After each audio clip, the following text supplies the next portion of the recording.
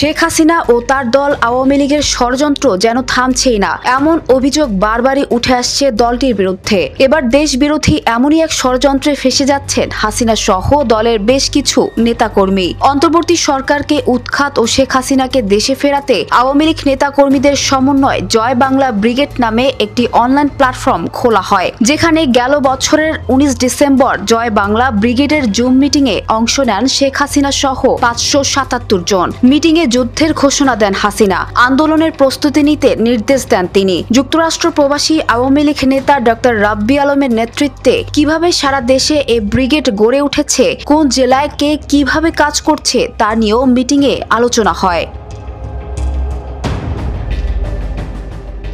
এই সময় ব্রিগেডের কর্মীরা সশস্ত্র প্রশিক্ষণ ও মাথায় কাফনের কাপড় বেঁধে শেখ হাসিনাকে দেশে ফিরিয়ে আনার শপথ নেন। অন্তর্বর্তীকালীন সরকারকে উৎখাত ও গৃহযুদ্ধের ঘোষণা দেওয়ার অভিযোগে শেখ হাসিনা সহ 286 জনের বিরুদ্ধে মামলায় চার্জশিট দিয়েছে সিআইডি।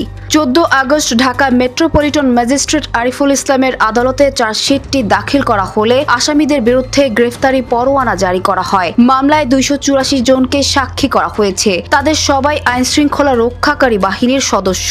অতিরিক্ত পাবলিক প্রসিকিউটর মোহাম্মদ শামসুদ্দোহা সুমন বলেন, দেশ ত্যাগের পরও শেখ হাসিনা নানা ষড়যন্ত্রে লিপ্ত আছে। তিনি ডক্টর ইউনূস সরকারকে উৎখাত ও দেশে গৃহযুদ্ধ বাধাতে চান এবং অনলাইনে এভাবে নির্দেশনা দিচ্ছেন। রাষ্ট্রদ্রোহ মামলা রাষ্ট্রপক্ষ তার সর্বোচ্চ সাজা নিশ্চিত করবে।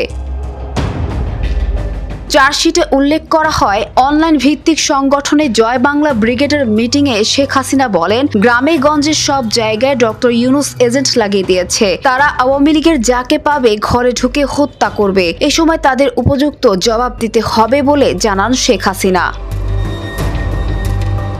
মিটিংয়ে আওয়ামী লীগ নেতারা শপথ নিয়েছেন, প্রয়োজনে রক্ত ও জীবন দেবেন, তবুও শেখ হাসিনাকে দেশে ফেরাবেন এবং ভবিষ্যতে জয় বাংলা ব্রিগেডের মাধ্যমে গেরিলা যুদ্ধ করে শেখ হাসিনাকে ক্ষমতায় ফেরাবেন। চার্জশিটে উল্লেখ করা হয়, শেখ হাসিনা অংশগ্রহণকারীদের বর্তমান সরকারকে উৎখাতের প্রস্তুতি নিতে বলছেন এবং অংশগ্রহণকারীদের ভয়েস রেকর্ডে দেখা যায় তারা গৃহযুদ্ধের মাধ্যমে শেখ হাসিনাকে পুনরায় প্রধানমন্ত্রী বানাতে লড়াই চালিয়ে যাওয়ার অঙ্গীকার করেছেন। এ কারণে আসামিদের বিরুদ্ধে রাষ্ট্রদ্রোহ অপরাধ সংগঠিত হয়েছে বলে প্রাথমিকভাবে প্রমাণিত হয়। নিউজ ডেস্ক, জনতা টিভি।